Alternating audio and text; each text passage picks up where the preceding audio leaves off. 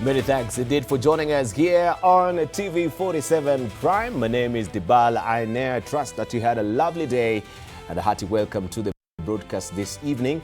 On the sign language desk is Catherine Similoy. To our top story, where the Independent Electoral and Boundaries Commission, IBC, is once again under the spotlight as the Olkalau by-election unfolds amid heightened political tensions, allegations of electoral malpractice and growing security concerns. The Commission has warned that it could postpone or even cancel the poll if violence, voter bribery, or other violations comprise the integrity of the election. IBC Chairperson Erasta Sethekon has raised concern over the Olkalau constituency by-election, warning that allegations of voter bribery, violence and violation of the Electoral Code of Conduct risk undermining the credibility of the poll. The elections must be free from harassment, intimidation, violence, bribery and undue influence. We also expect these candidates to give the citizens of Olkalau the opportunity to exercise their sovereignty. Sethekon says the Commission is prepared to act, warning that should the security situation worsen or the integrity of the process be compromised, the by-election could be postponed or even cancelled. We will be left with no choice other than to take the most unfortunate and drastic step of postponing the elections in Olkalau. And if that's not enough, we will cancel it altogether. Reports of late-night campaign violence, alleged voter bribery and fears of hired gangs disrupting the election have prompted the IEBC to dispatch investigative teams to verify the claims. This, as Sethekon says, firm action will be taken where evidence is established. He has also urged investigative agencies, including the Directorate of Criminal Investigations, to pursue any criminal offences, stressing the need to safeguard the integrity of the electoral process ahead of the 2027 general election. Daytime, the place is peaceful. At night, madness descends. And the political parties and their supporters engage in running battles, defacing each other's campaign posters and materials, engaging in physical confrontations and fights. Even as political tensions continue to rise, residents of Olkalau are witnessing a rollout of several government development projects. While residents have welcomed the projects, their timing has also sparked debate, with critics questioning whether such initiatives rolled out during an active campaign period could influence voter decisions. The developments have reignited the conversation on where the line should be drawn between government service delivery and political campaigning. We have also been alerted of the presence of state officials in Olkalau, which is not a problem as long as they are doing their ordinary duties. But where they are there to interfere, that is also very unfortunate. The Olkalau by-election is increasingly being viewed as a key test of Kenya's electoral system. Deputy Chief Justice Philomena Mwilu has reminded stakeholders that credible elections are defined not only by the outcome, but by the integrity, transparency and fairness of the process, reflecting the genuine will of the people. Whether it be about numbers, whether it be about laws, whether it be about processes, an election must, at the end of the day, be a true reflection of the will of the people. Make the work of the loser easier. Because in Kenya, politicians never lose. The elections are stolen and all the rest that goes with it. Make it so clear that the loser accepts the decision. As Kenya prepares for the 2027 general election, the Olkalau by-election is emerging as an important barometer of the country's electoral preparedness. The IEBC maintains it is committed to delivering a free, fair and credible poll But the unfolding events underscore the delicate balance between political competition and electoral integrity. Lawyer Ndegwa Njiru was released on Thursday after the Office of the Director of Public Prosecutions, or DPP, declined to approve charges accusing him of obstructing traffic along Thika Superhighway.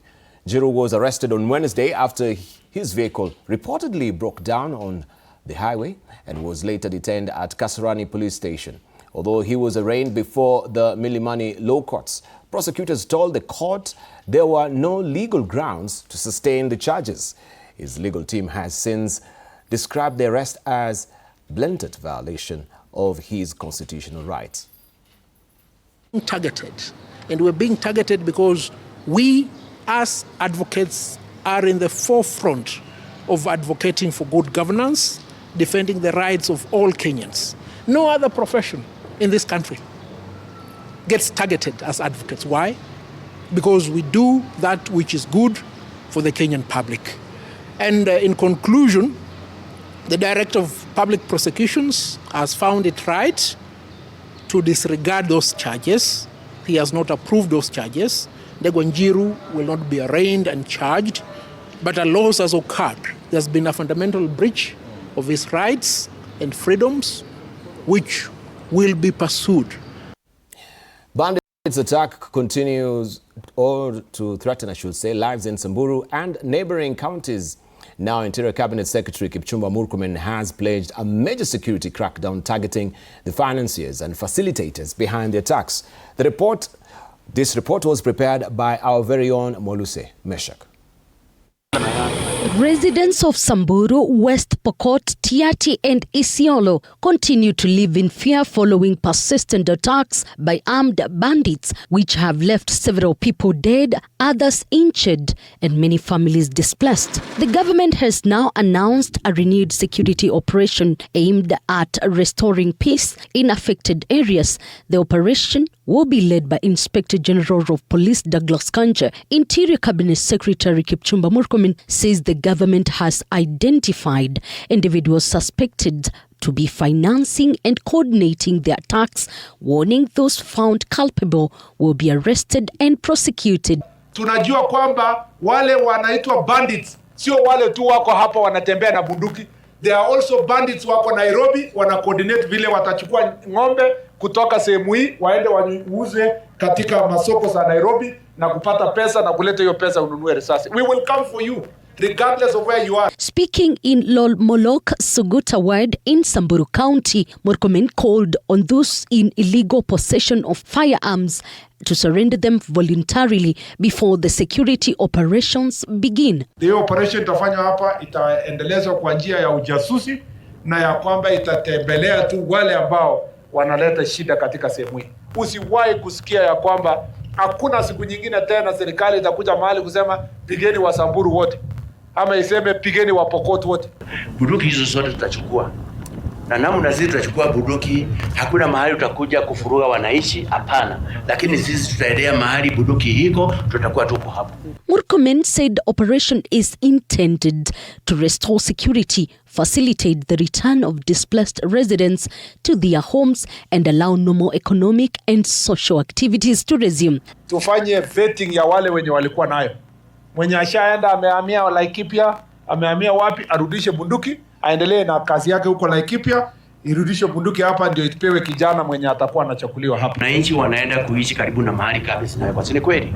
Kwa hivyo, kabla sisi tutafanya adjustments pamoja na nyinyi tukiwa tumeelewana ndio tuweze kukaa vile inatakikana. The government has also announced plans to recruit additional national police reservists and improve key infrastructure including roads, security installations and communication networks to enhance security operations across the affected regions.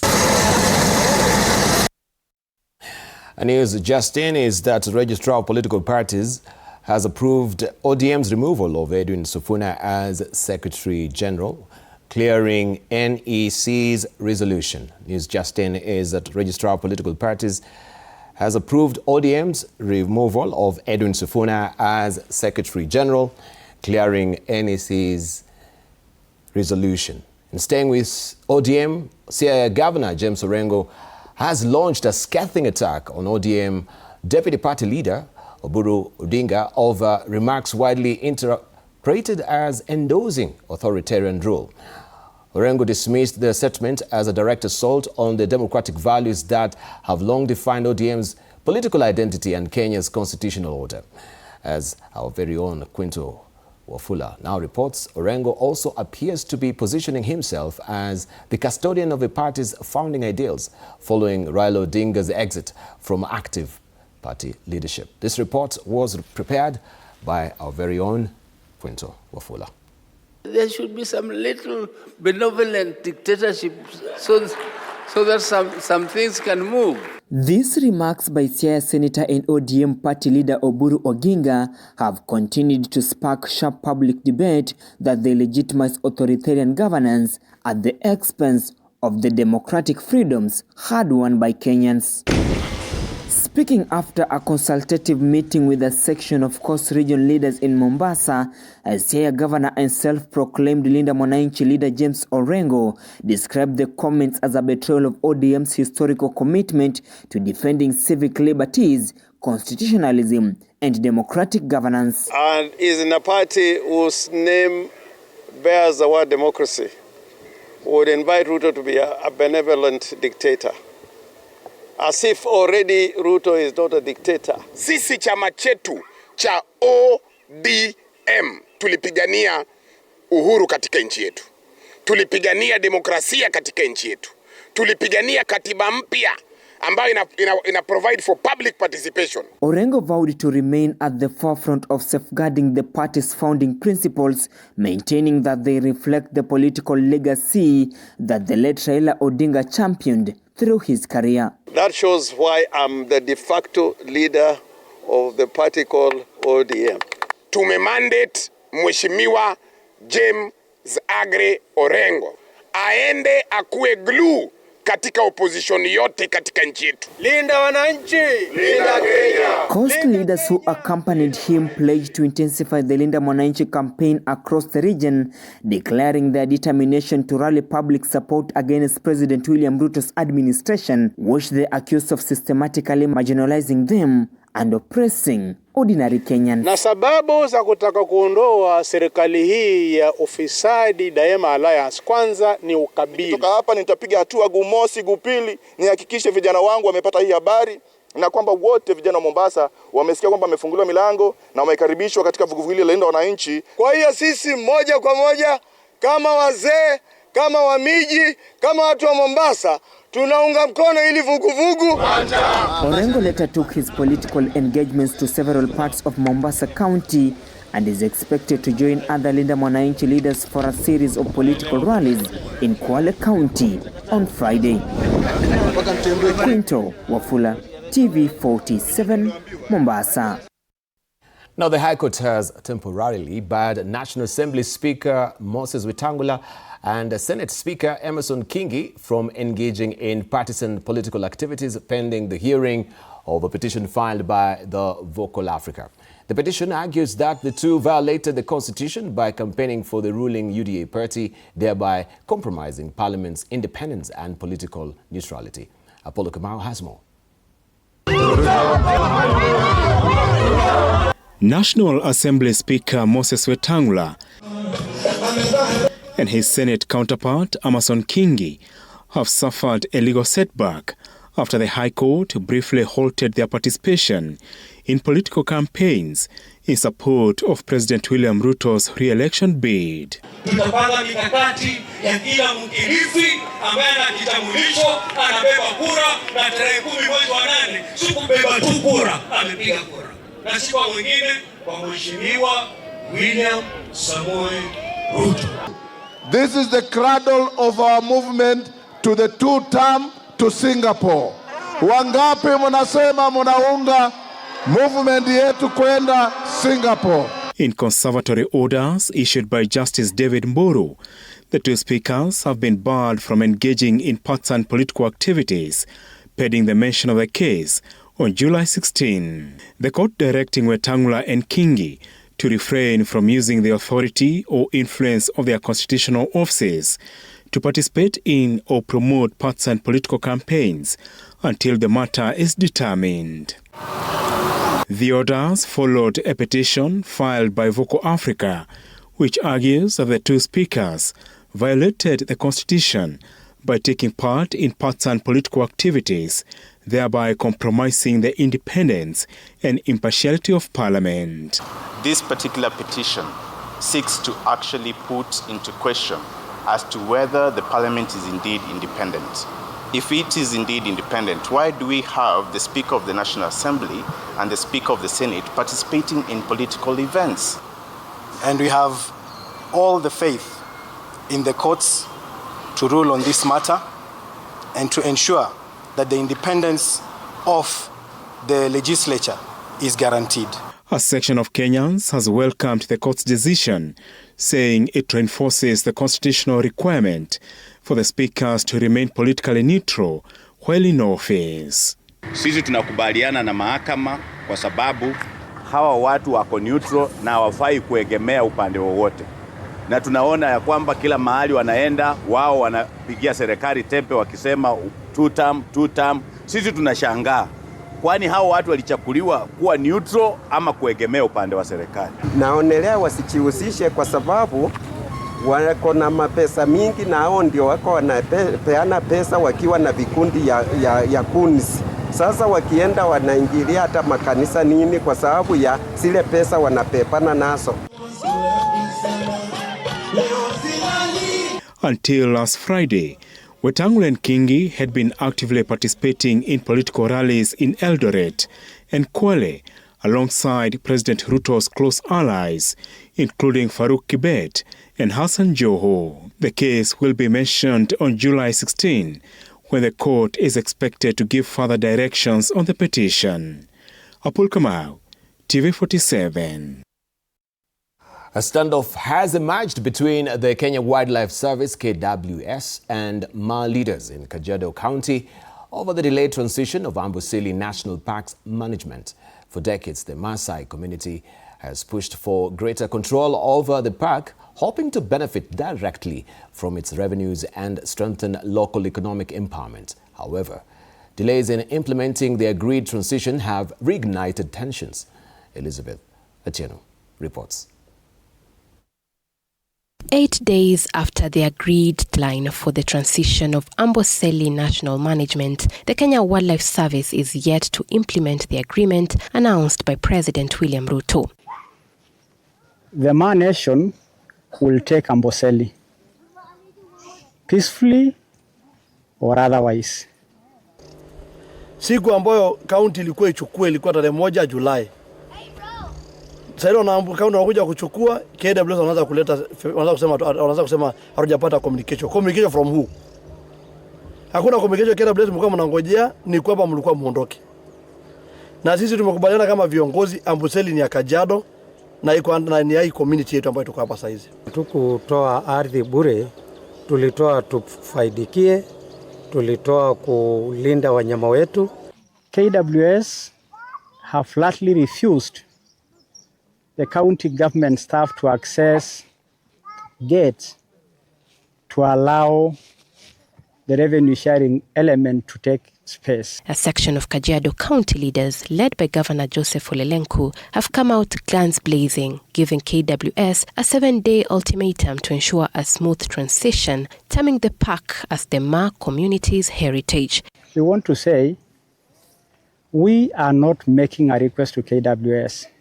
We are telling KWS, Amboseli is ours, we will collect our revenue, and do not radicalize a peaceful community.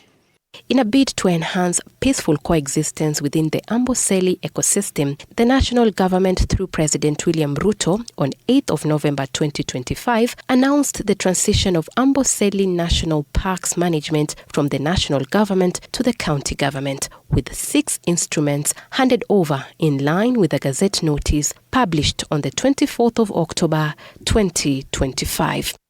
The Transition Implementation Agreement indicates that the first phase of a 50-50 revenue sharing arrangement would commence on July 1st, 2026, with the county government of Kajiado taking over 100% of the revenue in the 2027-2028 financial year.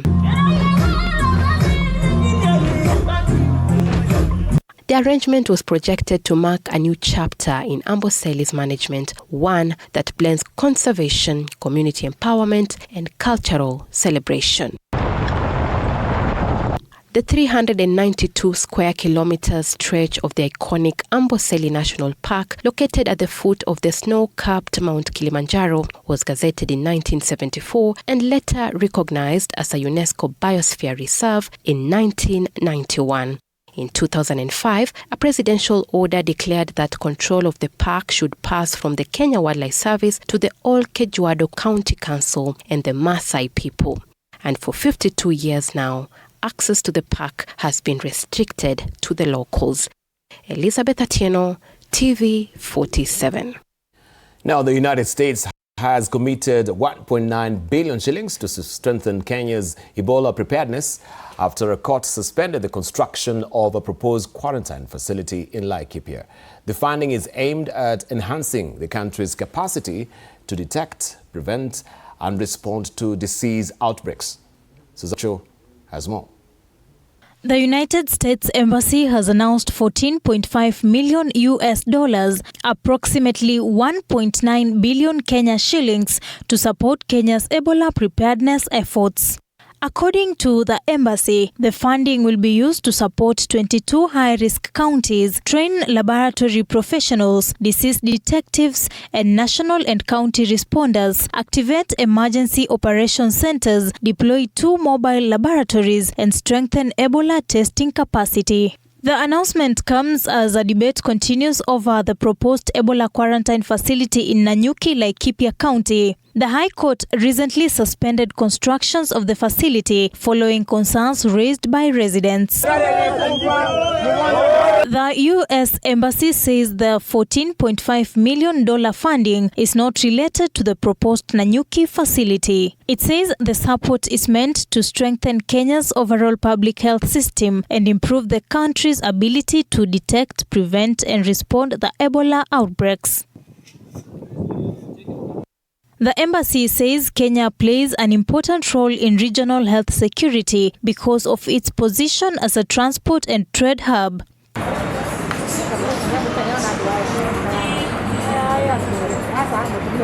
The funding is intended to improve early detection of disease outbreaks, strengthen emergency response, and help prevent the spread of infectious diseases. Susan Locho for TV47, Nairobi. Now, police have launched investigations after the bodies of 2 girls, aged 4 and 5, were found under mysterious circumstances in Nkura 3 village, Nyangonge area, Kisii South Sub-County. Preliminary investigations indicate the children may have been sexually assaulted, poisoned and murdered. Sally Davida has more. Grief has engulfed Nyangoge area in Kisii County following the tragic deaths of 2 young girls whose bodies were found hours after they were reported missing. Ilikuwa saa 11. Tulikuwa hapo kwa nyumba, walikuja na rafiki yake. Nikawapea chai wakakunywa. Wakatoka. Wakaniambia mami tunaenda kucheza. Nikamwambia sawa. Wakatoka na mimi nilikuwa nimechoka sana, nikatulia kwa kiti nikapumzika. Wakati walitoka hawakurudi tena. At about 10 p.m. the girls' bodies were discovered in a banana plantation near Marble Hospital, sending shockwaves through the community. Kuna kijana alikuwa ameenda kuangalia mara ya kwanza. Akaenda tena mara ya pili, hakupata kitu. Akaenda mara ya 3, roho inamkatatu. Wakati tulitoka tukigawanyana, kila mtu wengine wakaenda kwenda Marble, wengine huko chini kwa miti. Huyo kijana tena akaona acha nirudi huko tena. Kurudi huko ndio akapata gunia zimerushwa huko. Police investigations are exploring the possibility that the girls were sexually assaulted and poisoned before being killed. However, authorities say the exact cause of death will be established through a post-mortem examination.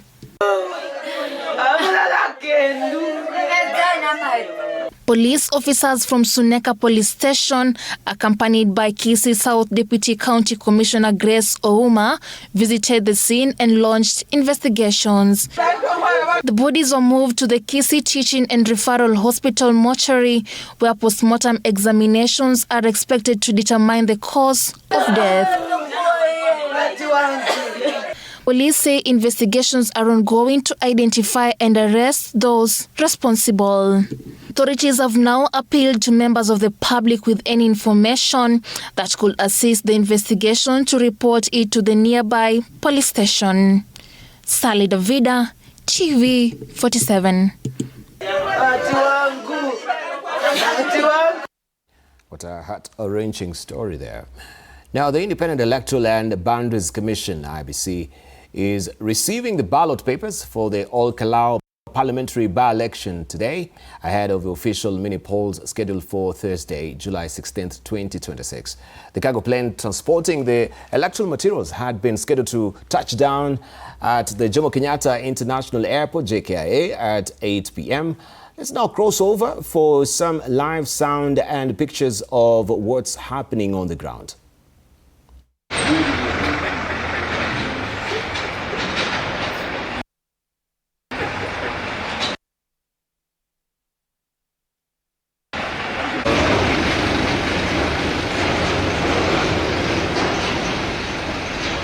Tuko tu peke yetu. Hakuna midawa zingine hapa.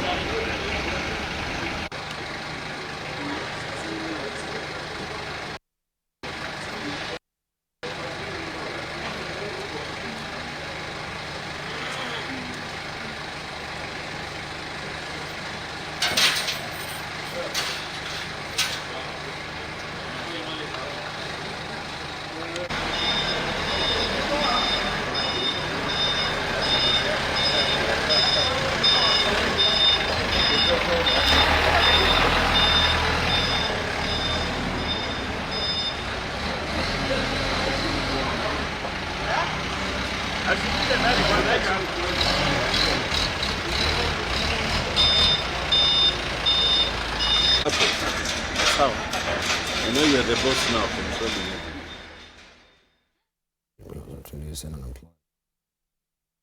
After being struck.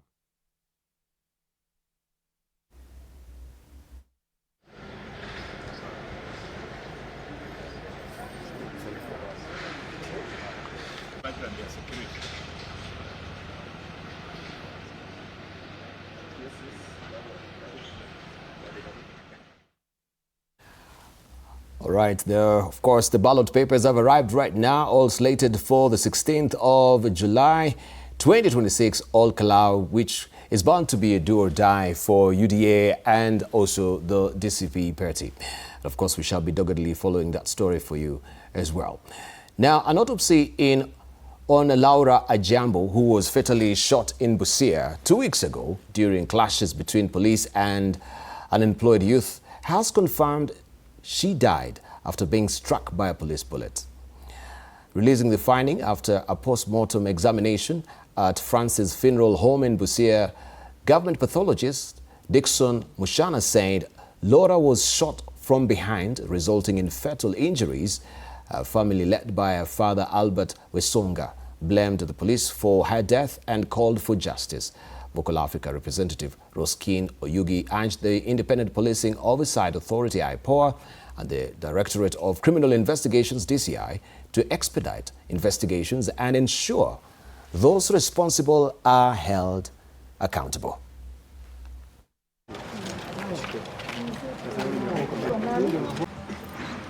Toka nyuma kando ya uti wa mgongo, katokea mbele ya kifua na kaingia kwa kidole cha gumba kushoto, na tukapata hiyo risasi hapa. Hawatumii sheria.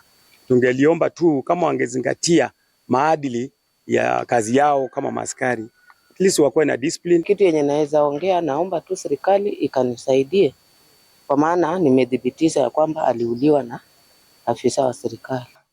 Aliuawa kwa mpigo wa risasi. Kwa sisi kama familia tunaomba tu serikali kwamba haki iweze kutendeka mwishowe. DCI wafanye uchunguzi vizuri. They must do a thorough investigation because many people have been losing their lives. The United Opposition is moving to quell speculations over its presidential flag bearer, with co-convener Martha Karua clarifying that no decision has yet been made. Her remarks come amid growing anticipation over who will lead the coalition into the next general election. As discussions on this election process continue, this report was prepared by Liz Mutuku. In a statement dated July 9th, the United Opposition co-convener Martha Wangari Karua says she has received numerous inquiries from the public and the media over the coalition's direction, prompting her to set the record straight. Karua says she serves as co-convener alongside Wiper leader Kalonzo Musyoka, and that while the coalition continues to grow in its strength and public confidence, formal rules are yet to be finalized. She stresses no decision has been made on the process, criteria, or timeline for picking the coalition's presidential candidate. Hatujafanya the rules, the structures for announcing. So if anybody is saying they are announcing, it is not for the United Opposition, it's for them only. She reveals a technical committee chaired by Kipruto Arap Kirwa has completed substantial work on proposals to formalize the coalition's engagement, with recommendations set to be presented to the principals at the retreat whose date is yet to be confirmed. Karua acknowledges the constitutional right of Kenyans, including the United Opposition members and principals, to express personal preferences on who should fly the coalition's flag, but she insists the final call must be made collectively through an agreed consultative framework, calling for patience and discipline from all sides. We are too intelligent for you, Kasongo. Ulitudanganya sana sasa tunakujua. Unaandika ma headline ati Kalonzo wamesema mimi nimesema ni yeye. Mimi sijasema na siwezi. Sisi tunazungumza. Na hakuna haraka. And I want to tell you, Ruto and your people, mngoje, candidate atatoka huko mwisho when there is nothing you can do. Tutakufanyia vile tulifanyia Moi. Vile Kibaki na watu yake walifanyia Moi. Walitangaza mtu kama imebaki mwezi mbili. She confirms the technical committee consulted her last week and similarly engaged Kalonzo Musyoka as they work to lock in mutually convenient dates for the principals' retreat. The coalition, which brings together parties including Wiper, Jubilee, DAPK, PLP, DCP and PNU, among others, says its mandate focus remains on strengthening unity and engaging Kenyans on issues affecting their daily lives rather than the flag bearer question. Ni kweli hatujaketi pamoja tuseme hii, na tuangalie ile document. Nimeuliza wenzangu, tafadhalini endeni kwa wale tulituma kwa coalition building team, chukueni ile document ambayo wametengeza, isome, ndio tukiketi pamoja, isikue ati mimi sijaiona, naiona mara ya kwanza, kwa sababu hiyo ndio ilikuwa shida the last time. Karua says the United Opposition will communicate any decisions to Kenyans at the appropriate time through its official structures and channels as the coalition moves towards adopting a shared agenda for democratic renewal, economic transformation and constitutional governance ahead of 2027. Elizabeth Mutuko, TV47, Nairobi.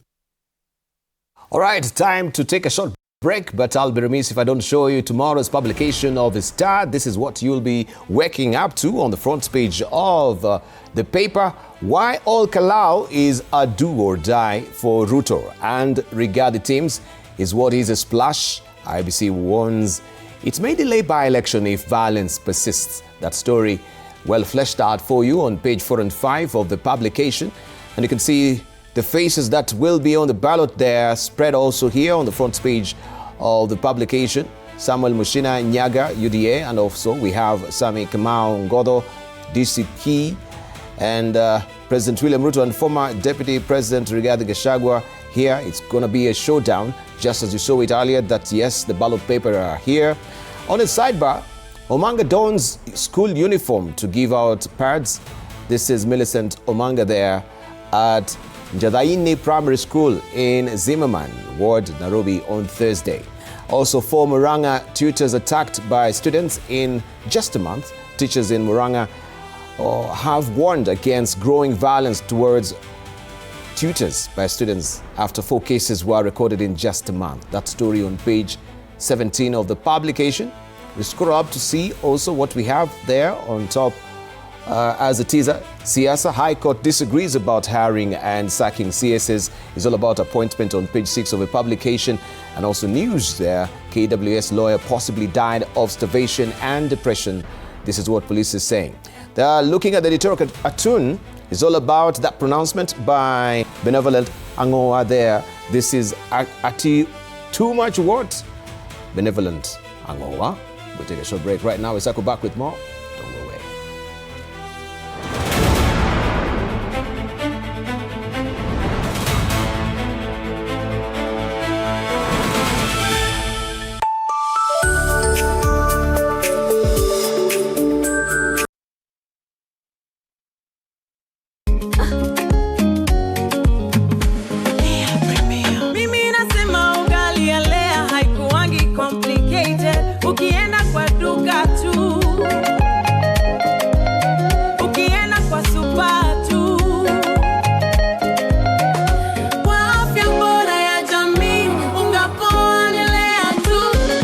Guys, hamwezeni wait? Bei ya leo premium, si complicated.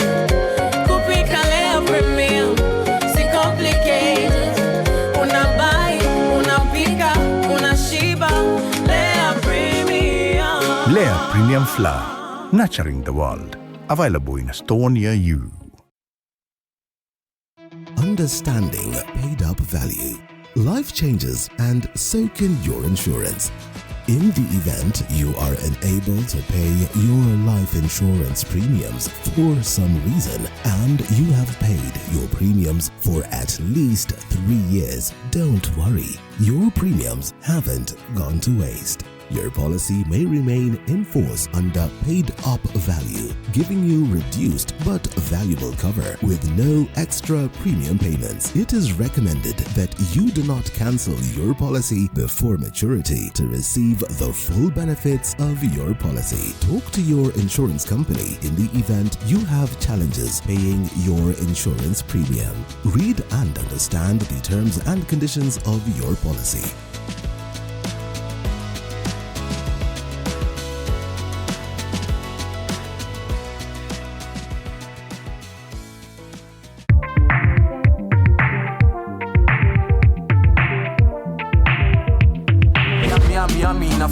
Maji juu ni tamu kama sali.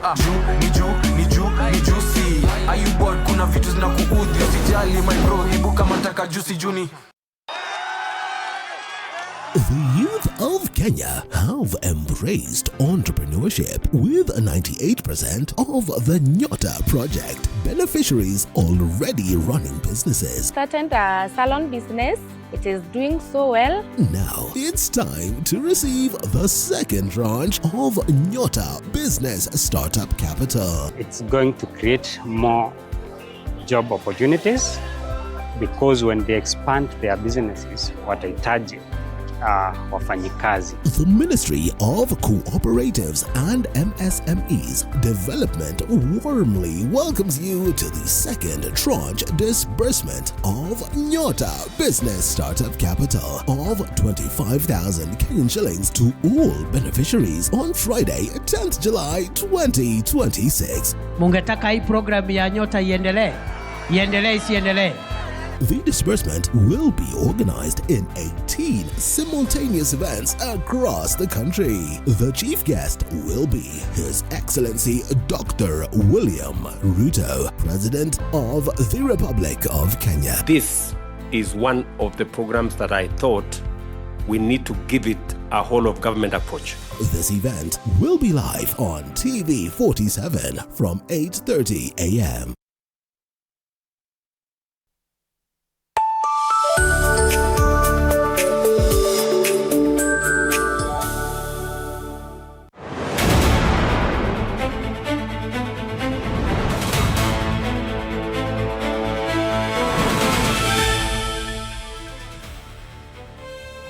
Welcome. Time for business now, where Kenya faces an increased risk of debt distress due to excessive borrowing and rising fiscal pressures, according to the World Bank. The country's public debt stood at 71.3% of the GDP in 2025, with the lender warning that Kenya can no longer rely on borrowing to finance its expenditure. World Bank Country Director Kwimao Fan also cautioned that an estimated 1.2 million more Kenyans could fall below the poverty line by the end of the year if current economic pressure persists.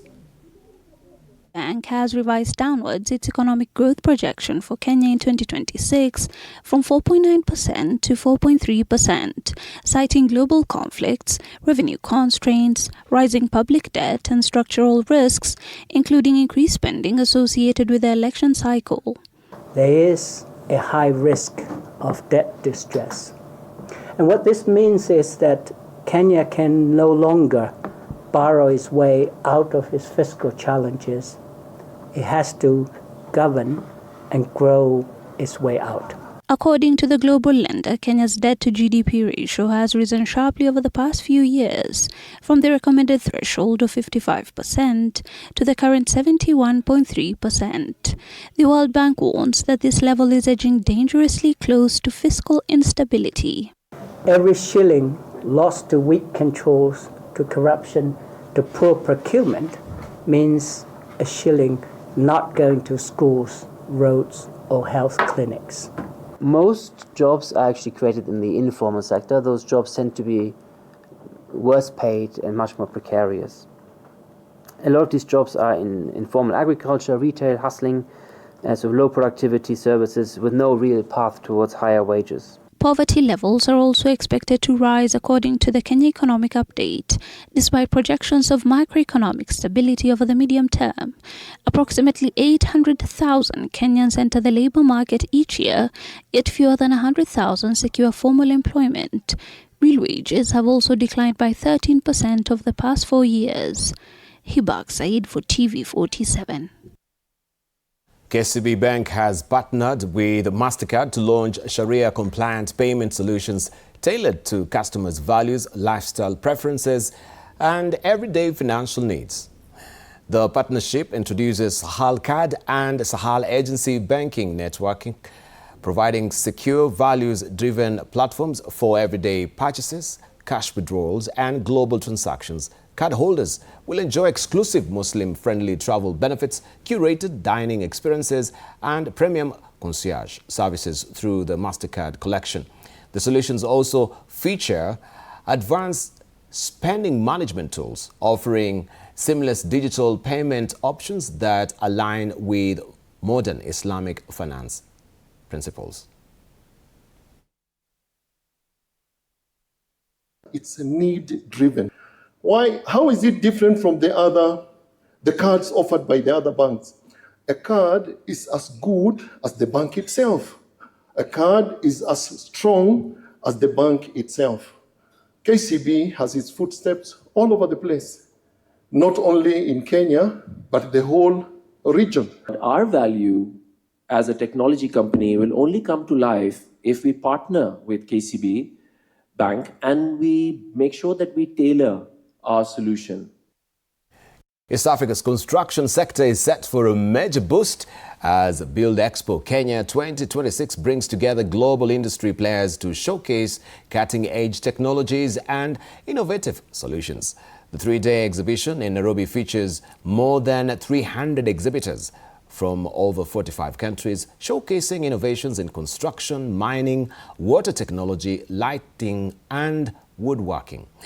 The expo has brought together contractors, investors, I should say, and industry stakeholders to explore partnerships and solutions aimed at accelerating infrastructure development across the region. This is our first participating in this exhibition, and this took us a long way to come here because, to come here, there's a lot of uncertainties, there's a lot of negative rumors that we heard earlier before we could come here as participating in exhibition here. But back to our 2-3 years before this, when we did our research on this market, we saw great opportunities. We saw fantastic import figures that, whoever tries to enter this market will be surprised that this is a gold mine, actually.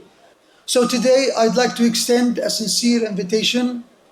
If you are developing the next breakthrough in the water sector, or if you are among a network of research and development, we would be honored to welcome you to be part of this journey, the GPIW journey. You have chosen Nairobi as a new place to showcase your innovations, build new partnerships, and explore new opportunities. Your presence here is a vote of confidence in our country, our economy. The Ministry of Investments, Trade and Industry, together with the European Union, has officially launched a comprehensive economic partnership agreement strategy. The strategy is designed to unlock duty-free and quota-free access to European markets for Kenyan exporters, including small and medium-sized enterprises, by promoting value addition for premium international markets. The agreement aims to accelerate industrialization, create jobs, and drive sustainable economic growth. And ever since we had agreement in place, we have already seen our exports between the EU and Kenya increase to around 20%. Now, with this implementation strategy being coordinated well, we envisage even a higher increase in terms of our exports. The market has been opened for us. We are able to transport our horticulture, our cut flowers, our coffee, our tea, to a market that is already very receptive to us. If there's any partner who has actually been very fair to us in terms of trade, and when you look at even our trade figures, the most balanced trade between Kenya and its partner is with the European Union. Whilst we have our minimum standards, we also help the Kenyan market and the producers to produce at the highest standard, which enhances the consumer protection here, but also puts you in the highest category of competitive edge in the market. So once you comply with the European standards, you comply with any standards in the world, and that makes you automatically be at the top of the market.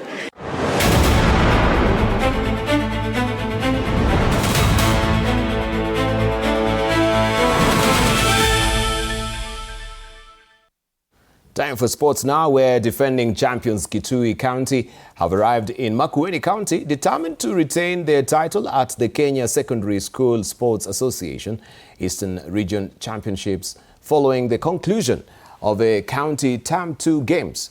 Kitui's representative teams secured qualification after impressive performances at the county Term 2 games held at Mwingi Boys High School. Now, competing at Makueni Boys High School, the teams are aiming to defend their regional titles while also securing qualification for the Kenya Secondary School Sports Association and National Championships.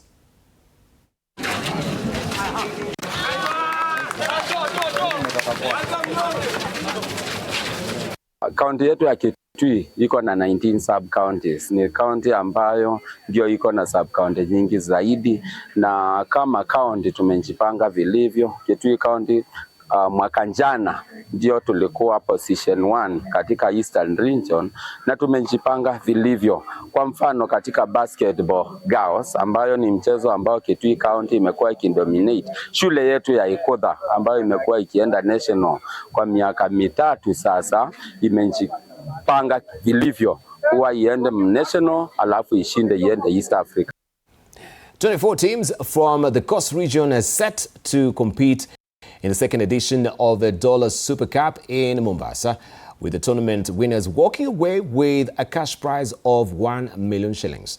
The participating clubs drawn from Kwale, Mombasa, Kilifi, Tana River and Lamu counties will battle for top honours in the tournament, which aims to nurture football talent and empower young people by steering them away from crime and drug abuse. FKF Mombasa Branch Vice Chairperson Betty Kerubo has urged young people to focus on developing their talents as a pathway to employment, self-reliance and personal growth.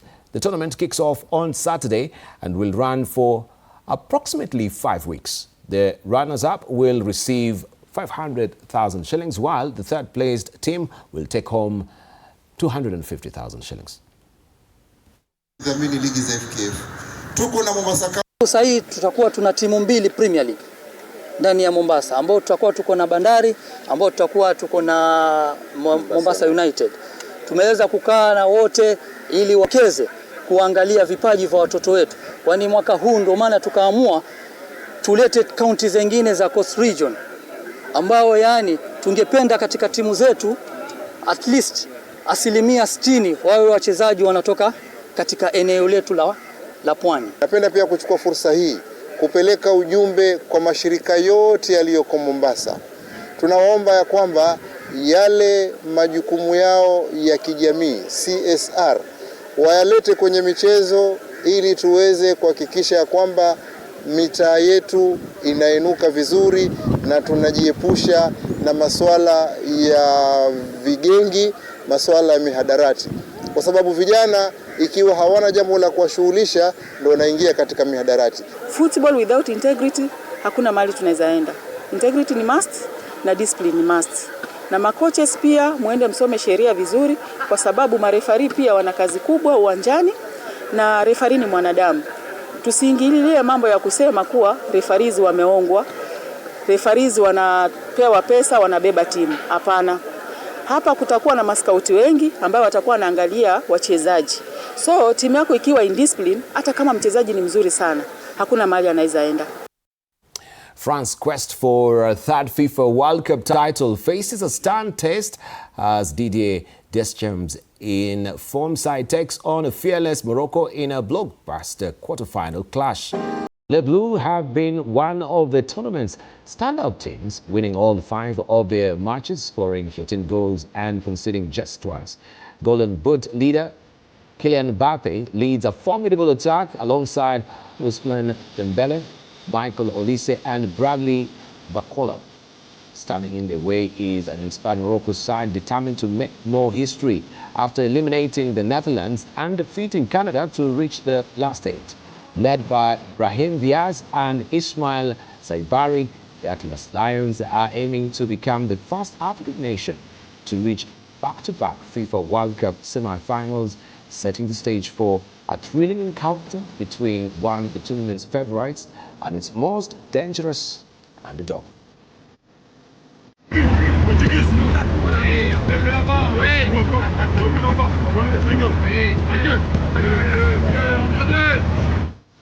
And thousands of Swedes fans flooded the streets of New York City in celebration after Switzerland secured a historic place in the quarterfinals of the 2026 FIFA World Cup, edging Colombia 4-3 on penalties following a goalless draw.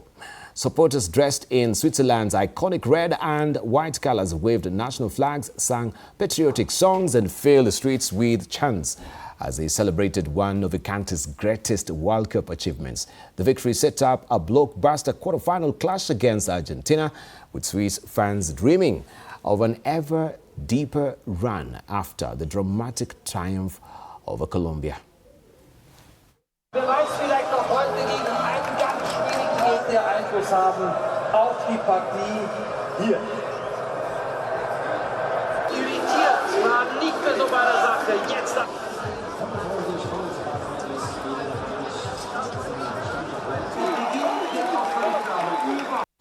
All right, and that's what she wrote. We thank you very much for your valued company.